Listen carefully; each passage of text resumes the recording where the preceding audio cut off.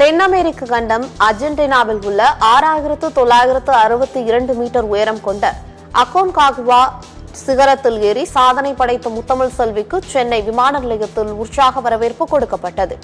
அப்போது பேசிய அவர், மிகவும் கடுமையான -35 குளிர், கடும் காற்று, போதிய உணவு கிடைக்காமல் இந்த சாதனையை படைத்துள்ளேன் என்றும், இந்த ஆண்டுக்குள் 7 கண்டங்களையும் ஏறி சாதனையை முழுமையாக செய்வேன் எனவும் நம்பிக்கையுடன் கூறியுள்ளார்.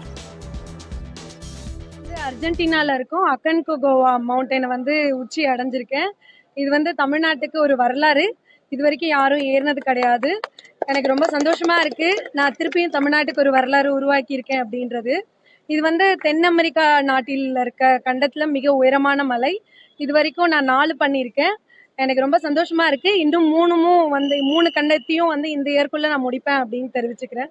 இது பாத்தீங்கன்னா எவரெஸ்டுக்கு அடுத்ததுக்கு, அதாவது கான்டினென்ட்ல 2வது ஹைட்ல இருக்கிறது அர்ஜென்டினால இருக்க அக்கன்கோகோவா.